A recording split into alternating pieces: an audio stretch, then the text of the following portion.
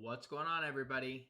Happy Friday, and welcome to another edition of the Fantasy Alarm NBA DFS podcast. As you can see, John and Pemba, he decided to take off today. What a slacker, right? On a Friday, just I'm not feeling the podcast today. Why don't you do it all alone? And I said, I carry this podcast enough. I guess I could do it one more day. No, I'm just kidding. John has prior obligations. Him and I could not work out a schedule. I had prior obligations earlier in the day, so here we are, Johnless. But before we get into the breakdown, please like and thumbs up the video. And if you don't already subscribe to our channel, please do so. It means everything to us. So we appreciate that. Today I'm going to break it down game by game. I think it's just easier just riding solo to do so. We have 11 games, so buckle up. We'll try to speed through this as quickly as possible. First up, we have Phoenix and Indiana. The game total in that one is 230.5. Indiana getting a 1.5. Actually, that line has moved to Indiana giving 2.5. That's interesting. That maybe nobody for Phoenix available. Devin Booker is still listed questionable. There's no official status on him. But Phoenix is pretty shorthanded. No Kevin Durant, no Cameron Payne, no Landry Shamet. Jay Crowder is traded.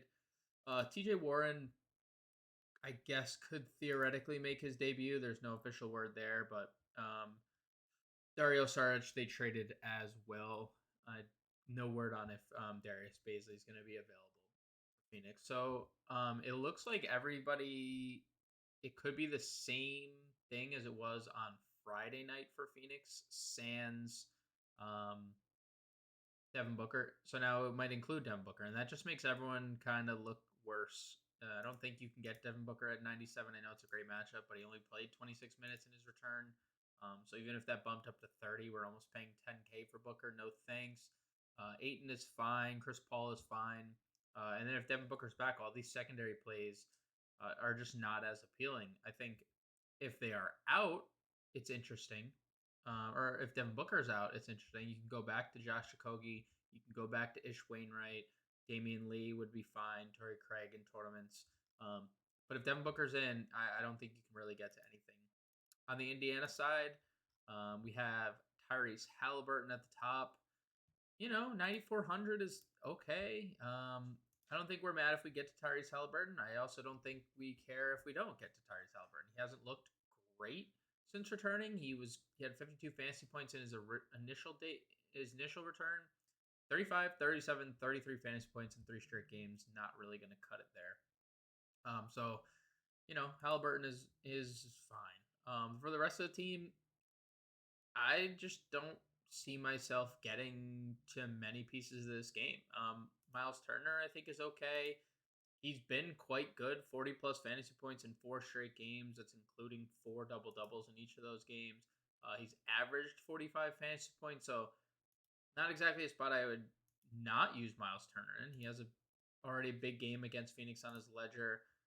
Center is just going to be a really popular position today. I think a lot of value is centered at center. So Turner, GPPs, Buddy Hield is in play in tournaments. And then with everyone healthy, I don't think you can play any of these wings. Naismith, Nimbard, Benedict Mathurin. I don't think you can get anywhere despite good price tags across the board. So Halliburton is okay in tournaments. Miles Turner and Buddy Hield are as well. Knicks Philadelphia is the next matchup we're going to take a look at. 6-point spread in favor of Philadelphia here. 223 current live number. Just not a very appealing game. When you take a look at the Knicks side, we're unsure if Josh Hart is going to make his debut. There is nothing available to us to play Josh Hart, so we cannot use Josh Hart on this slate for the Knicks. But Julius Randle 10-4, against an Embiid-led front court, it seems a little too pricey for me. Same thing with Jalen Brunson 86. That feels a little too expensive. I like RJ Barrett's price 64, but what is the impact Josh Hart is going to have if Josh Hart is active? Emmanuel quickly, tournaments only. Quentin Grimes is forever a last piece in, but what does Quentin Grimes' role become if Josh Hart is active in this game? And then Isaiah Hartenstein, Jericho Sims are going to split time. Hartenstein's been better, just big foul trouble. 5 fouls in 13 minutes his last time out. So, you know, hard not to expect that to happen again with Joel Embiid on the other side. Speaking of Joel Embiid, he is the top price point for Philly in the slate. Um, it's fine if you get there. 11 games. I don't think we need to get to Embiid, but we know he has as high of a ceiling as anyone in the NBA. Harden, same thing. He has a ceiling, but it's fine. Like the minutes are back up 37, 38 the last two games, back-to-back double-doubles, and last game we saw 26 and 11. So if those rebounds had been there for Harden, more close to a season average, I mean, we're talking about a guy with excuse me, near 60 fantasy point upside. Rest of the Sixers, like Tobias Harris is really cheap, 5,500. This is the cheapest we've seen him all year. So I don't hate getting there. There has been a very low floor lately. Twice he scored less than 15 fantasy points in his last 3 games. Tyrese Maxey is very cheap, but what's going on with the minutes? 27, 24, 22. They're decreasing. And as his minutes have been going down, D'Anthony Melton's minutes have been rising, 33 and 36 last games, 23 plus fantasy points in 3 straight. I don't hate Melton. That's probably my favorite play from Philly. And then you factor in they made a couple of trades. They traded Matisse Thybulle at the deadline, so I don't hate getting to D'Anthony Melton at 44. Spurs Detroit. This is where everything is going to be interesting. 235 and a half total. Detroit giving 3 points to the Spurs. And right before I started recording, the Spurs. Officially, TJ Warren and Darius Bazley will not make their Suns debut. So that's now official. Spurs are very shorthanded in this game. They have 3, 4, 5, 6, 7, 8, 9 active players, and that is because they've officially ruled out Keldon Johnson, Jeremy Sohan, Trey Jones, Romeo Langford. Devin Vassell has been out. They traded Josh Richardson. They traded Jakob Poeltl. Kem Birch is also out. They're very shorthanded. Their highest priced player for Friday slate on DraftKings is Malachi Branham at $4,900. $4,900. He had been really good up until that Toronto game. 13 plus shot attempts in 3 straight games, 15 actual or more, and 28 plus DraftKings points. It's a very soft matchup. These are the 2 worst defensive rated teams in the NBA. I'd be perfectly fine getting to Branham at 4,900. Same goes for Bates Diop as long as he's in the starting lineup. Honestly, whatever the starting lineup turns out, I have interest. I expect Blake Wesley to play a bunch of minutes. And I think the big question is what's going to go on at center. As of now, the Spurs did just sign Gorgie Jang, so realistically, I guess he could be active.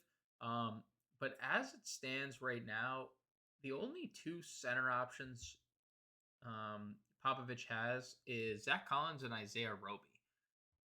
Who knows if they're going to be in a 24-minute chop, and that's just what each are going to play. But we've seen Collins start earlier in the year. He even played a season-high 34 minutes against Boston back on January 7th.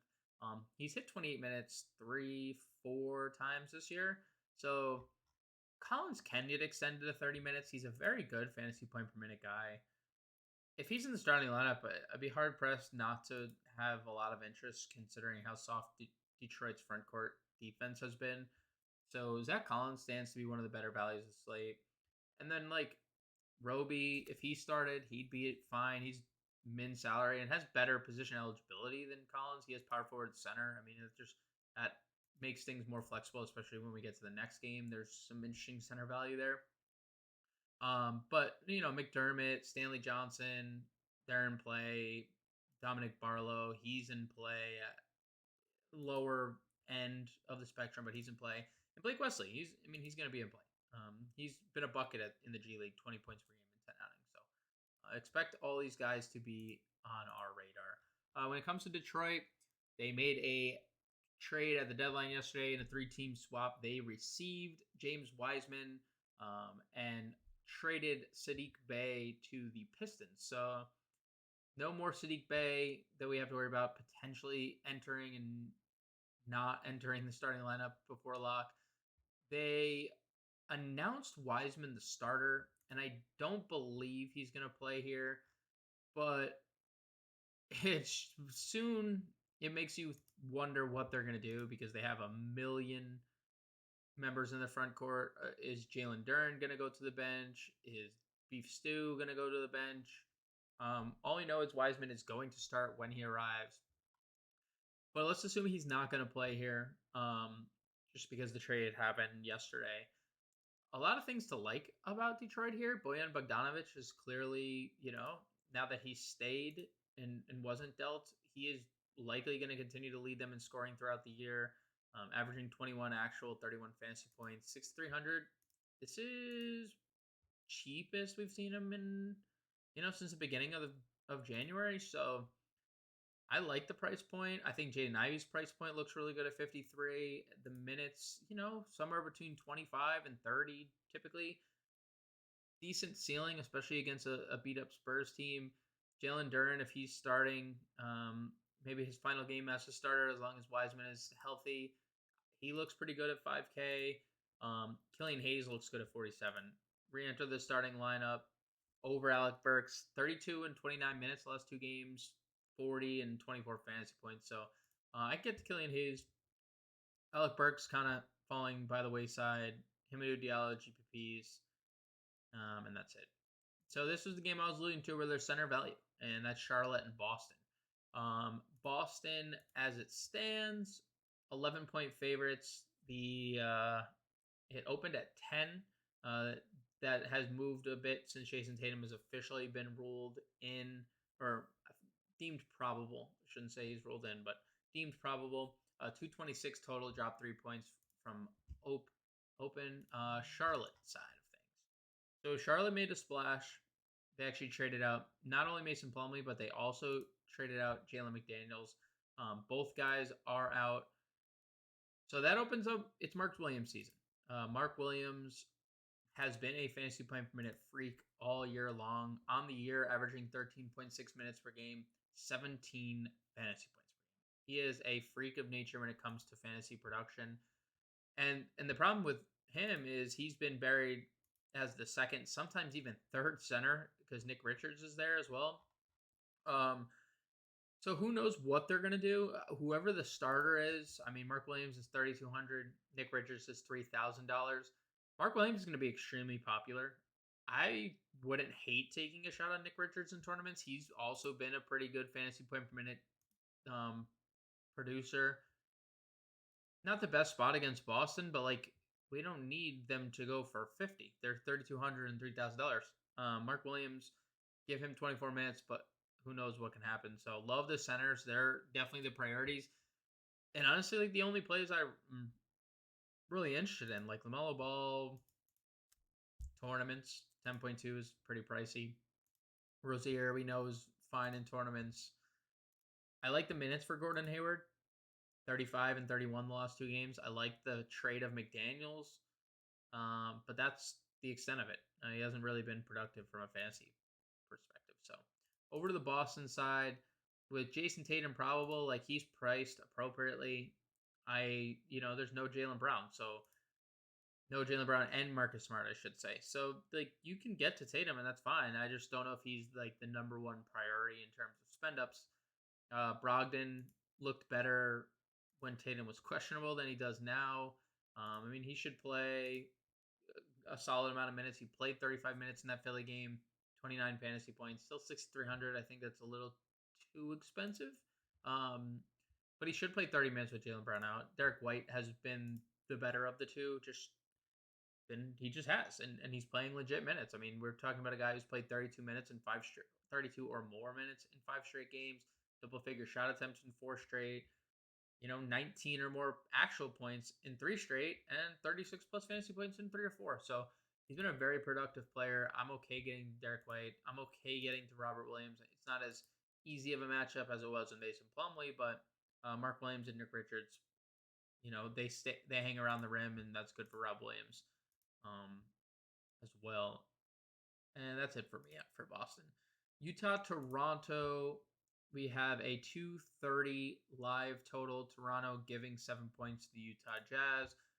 The Utah side of things, I mean, they made some deadline deals. They acquired Russell Westbrook in the Mike Conley trade.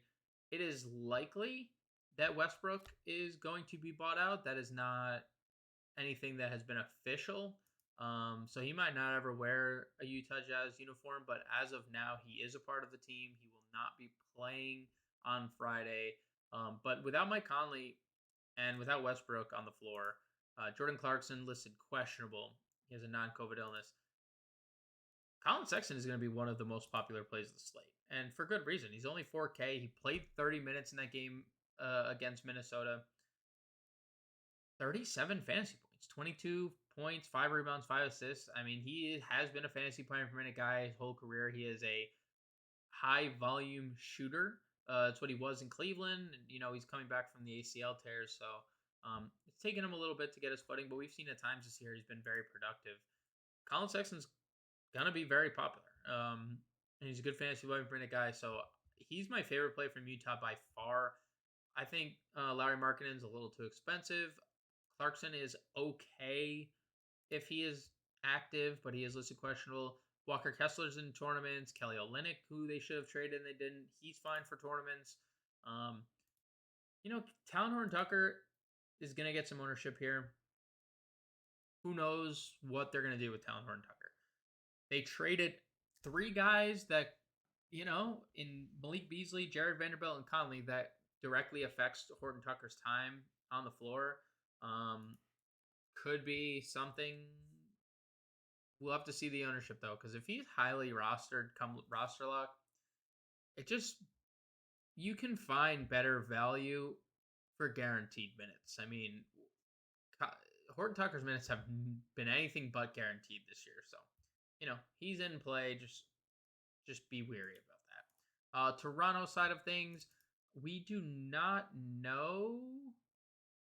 Interesting. The expectation is that Jakob Poeltl will be available Friday. So that puts a pretty big wrench into things. Man. I mean, that takes Precious Achiuwa off the board pretty much completely at 5,800. Chris Boucher probably takes a step back too. Someone that we've been using quite a bit, coming off his ceiling performance of the year. Thanks, but see you later, Chris Boucher, I guess, is what Nick Nurse is telling him. Van Vliet's fine, 92. I think he's kind of priced out. Siakam, 96, is priced appropriately. We finally got the ceiling game, and that, bit into everyone else's production. So we know there's a ceiling in there. This is a good matchup for Siakam, but I think he's priced out kind of at 9,600. Scotty Barnes, same way, 7,700 feels too expensive for me, and Gary Trent tournaments 6,300. Next game we have Houston. Didn't know why I said Houston. And Miami up to a 12-point favorite, and the total that opened at 225.5 now down to 220.5. Has there been news as to why that is? I don't see anything specific. I don't know. Maybe we won't look into it too much. But big news for Houston. They traded Eric Gordon. Kevin Porter still out. So, they just don't look good. I don't know what to tell you. They don't look good. They're going up against a slow-paced team in Miami. Miami currently, in terms of pace, 28th. And they're also good defensively. They rank 5th in defense. So if you want to take a shot on Alperen Sengun or Jalen Green, that is fine. But other than that, everyone's secondary play. I guess we have to wait for the starting lineup. If Jayshawn Tate enters the starting lineup, that could be something that's interesting. He played 25 minutes last game, had 25 and a half fantasy points. It's the most minutes he's played since October 30th, which was the last game he played before missing 2 months of the year. So if Jay Sean Tate entered the starting lineup, I'd have interest. Not so much if Josh Richards or Josh Christopher or Deshaun Nix entered the starting lineup. On the flip side, Miami looks really good.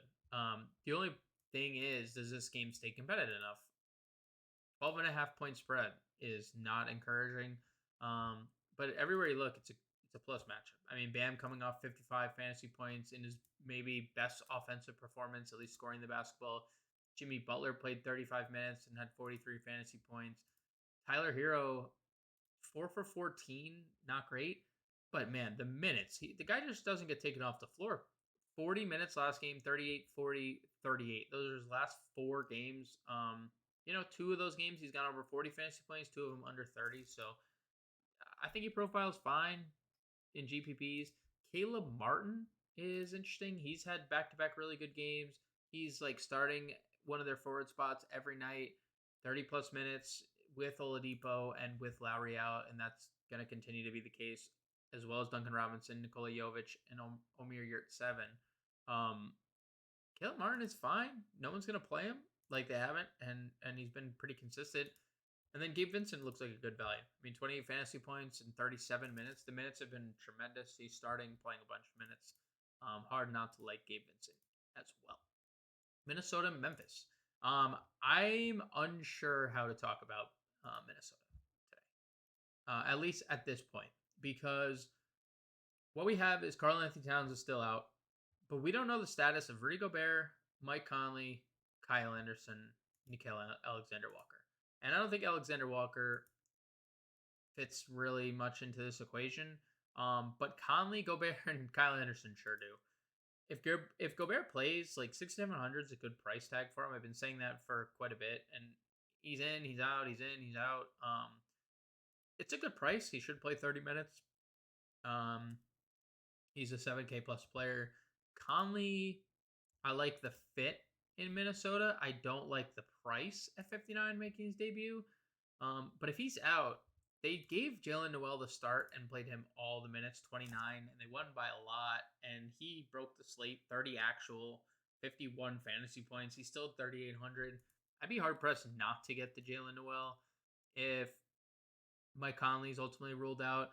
And same thing goes for Kyle Anderson. If Kyle Anderson's out, I mean, let's say Gobert, Conley, Anderson all sit.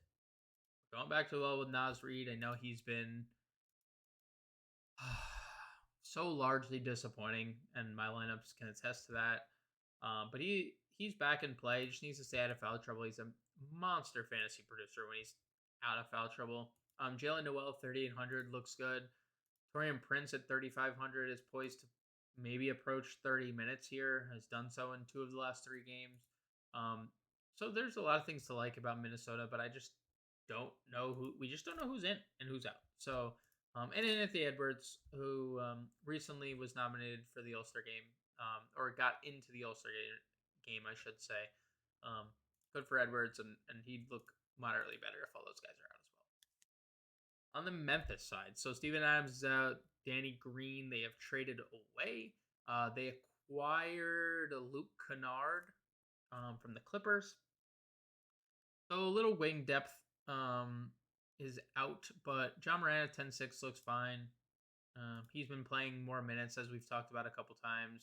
I mean, 5, 6, 7 of the last 8 games, he's played 33 or more minutes.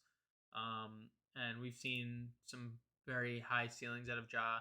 And Jaren Jackson Jr. is home. And we keep talking about this. The statistician at home loves Jaren Jackson. He had 5. The block totals at home the last 4 games. 5, 4, 6, 5. Those are just the block totals. The 4 road games prior, he had 2, 0, 1, and 3. So there has been a whole Reddit thread. We've talked about it a bunch. I like Jaren Jackson at home. If you're going to continue to rack up the blocks and the steals, no problem going to Jackson. And then everyone else looks mediocre. Like, you can get to whoever starts of Tillman and Clark, but they're secondary plays. Cleveland, New Orleans, 223 total. New Orleans getting 3 at home. That is because Cleveland is at full strength, sans Ricky Rubio.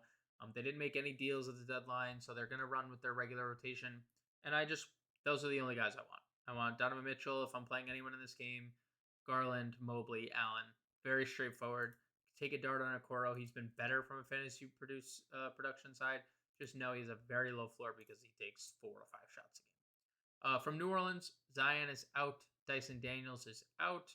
They traded for Josh Richardson. I believe he is not playing here. If he does, I mean, it only muddies things up. They traded Devontae Graham for Josh Richardson.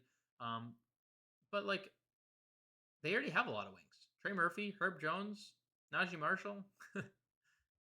I mean, all these guys play the same position as Josh Richardson, essentially. So it'll be interesting to see how they incorporate him. But, I mean, outside of Brandon Ingram, I don't really know where to go. I love the minutes for Ingram. I still think he's too cheap. He's an 8K player without Zion. Not going to get to McCollum in this matchup at 8K.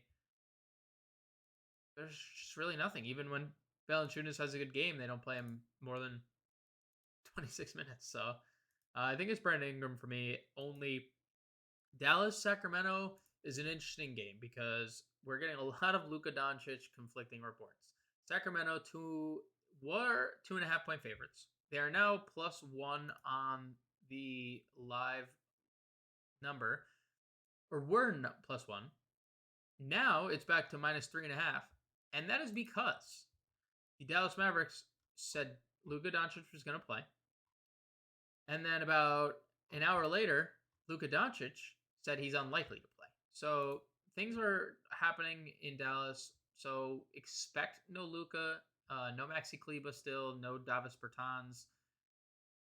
Other than that, like, Kyrie made his debut and looked good. 24, 5, and 4 for 40 fantasy points. He's 10-5, though. Like, it's a great matchup. Don't think we can get there. And same goes for Christian Wood, except he's not playing the minutes that Kyrie played. He's only played 17 minutes last game. Not entirely sure why. Limiting his minutes before the trade deadline, potentially. Maybe the thumb is bothering him. A lot of question marks. Not something I'm interested in getting to if he's only playing 16 minutes off the bench.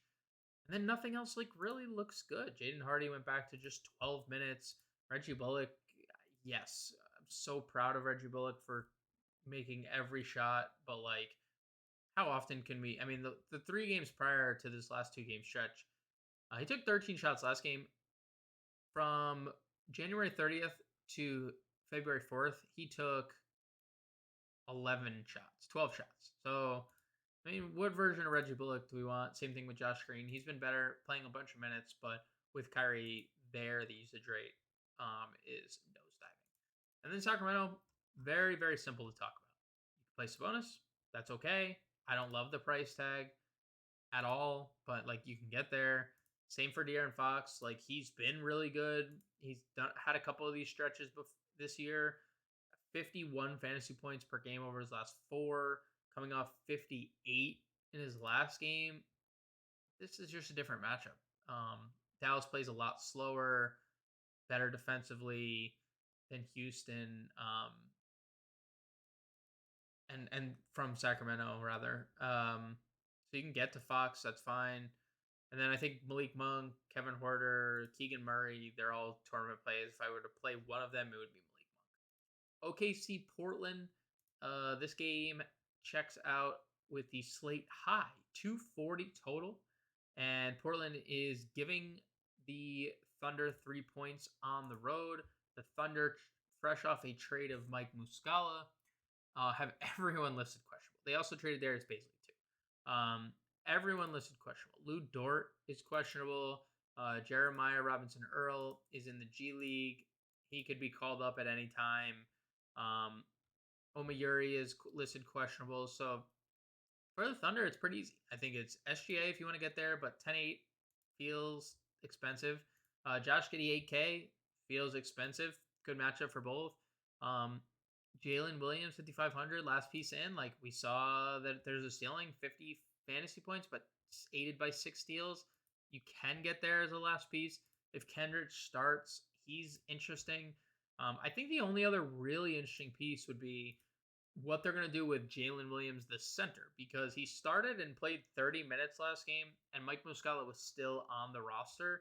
What are they going to do with now no Mike Muscala? If JRE doesn't get called up, we're looking at Jalen Williams and Henrich Williams. Are those their two centers in this game? So, 3,200. I think you could do worse. He's the same price as Mark Williams is the problem. So I don't know. We're going to be prioritizing Mark Williams, and it's only $800 cheaper than Zach Collins if Zach Collins is starting. So decision to be made. I do think Jalen Williams is a tournament play. On the Portland side of things, they traded Josh Hart to the Knicks. Who else? They also traded Gary Payton back to the Warriors. Thanks for that rental piece, Golden State. I saw that Golden State now officially traded James Wiseman for Gary Payton. That was their return on Wiseman. So that's solid. I mean, I don't know what to do with Portland. Nurkic is out. Hart's gone. Winslow's out. They acquired Cam Reddish. They acquired Matisse Thybulle. None of these guys expected to play. Lillard 10-9 feels pricey, but we've seen that there's a monster ceiling on Lillard, especially when he's scoring, especially when he has triple-double upside like he did last game. We like using Damian Lillard at home. He has been tremendous at home this year. That's really been throughout his whole career. So you can get to Lillard. And everyone else is a secondary play for me. Simons, Grant, Eubanks, and Nasir Little, I guess, should play 30 minutes. I suspect Nasir Little probably starts for Josh Hart, if I had to guess in this spot. And if it's not him, your guess is as good as mine, but feels like a Nasir Little starting, playing 30 minutes. I guess I would have some interest in that at 3K. And then the late night hammer, 10:30 Eastern Standard Time, Milwaukee at the Clippers. Milwaukee did not have to travel because they played the Lakers last night. 227 total. Clippers are 2-point favorites. And this game's going to be interesting. We just saw Milwaukee last night. Let's see who plays, right? Bobby Portis is going to miss time. Joe Ingles is listed questionable. He did not play yesterday. Expect him to play on Friday, but, you never know. They traded Jordan Nwora. They traded George Hill. So, looking at Milwaukee's rotation yesterday, Giannis played 35 minutes. He had a big game, 65 fantasy points. He's very expensive, obviously, but it's worth the price. Drew Holiday, 7,800. I think he's kind of priced out, especially when you look at Chris Middleton playing 25 minutes. And that was the first time since being back where he's played more than 22. The only thing with Middleton is, could this be a rest game for him? If so, that would definitely put Drew Holiday back in play much more than he would be. Brooke Lopez under 6K. I don't hate that at all. I wouldn't hate Connaughton or Grayson Allen either if Middleton's set. So keep an eye on Middleton. His news is contingent on the usage of the rest of the Milwaukee Bucks. And then for the Clippers, so the Clippers are going to be interesting because Kawhi's out. They traded John Wall. They traded Reggie Jackson. Bones Highland, they acquired. He's out. They acquired Mason Plumlee. He's out. They traded Luke Kennard. They also came out and said that they're going to kind of limit Paul George and Kawhi's minutes leading up to the All-Star game. That's why we see Kawhi out. I'm usually very fast to click on Paul George's name when Kawhi's out. I don't know if that's going to be the case today if he's going to be limited. I'd rather take a shot on someone like Norman Powell, who has been playing big minutes with both those guys, and he's been awesome scoring the basketball. For the last 5 games, 24 or more actual points. He is not afraid to shoot the basketball, and he's 5,700. Norman Powell is one of my favorite plays of the slate, I think. Especially we already know Kawhi's out, especially if Paul George is going to be limited. What is the limit, right? This is a guy who's played 34 minutes in back-to-back games. Does that dip to 30, 31? Does that dip below 30? Just the uncertainty leads me to Norman Powell being good play. Ivica Zubac is interesting if Mason Plumlee is in fact ruled out. I assume Plumlee becomes the immediate starter from day one, and we see Zubac take a big step back. But, Zubac is, as long as he's starting and there's no Plumlee, he's fine. Marcus Morris price makes him interesting. I don't think he's gonna go 1 of 8 or 1 of 3 shooting like he did. I mean, he got ejected in that Brooklyn game, but 1 of 8 against Dallas.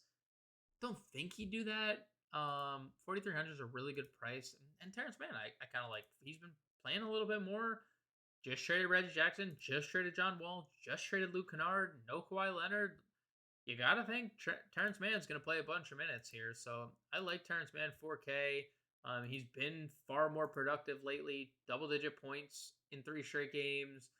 25 plus minutes in those games. The last 2 games, 32 and 29 fantasy points. So the production is following the minutes. And then we'll have to look out for what else they do in their starting lineup. Nicholas Batum is obviously a candidate. They could see more time. Same for Rob Covington, but Covington's largely been out of the rotation. So I think it's Powell and Mann for me. Mild interest in Marcus Morris, and if it's a Zubats. And that'll do it for today's slate. You can catch us in Discord all day. We do not record on the weekend, so we won't be able. We will be back for Monday's podcast. I don't know who's on today's playbook, but that content will obviously be out before lock. So will the ownership. So will the projections. So will everything else here at Fantasy Lock and the Value video. But once again, please, if you can, if you're be so kind to like and to give the video a thumbs up. And if you don't already, subscribe to our YouTube channel. The growth has been amazing lately, and we appreciate that. And that's all because of you guys. So good luck tonight, guys, and we'll catch you guys on Monday.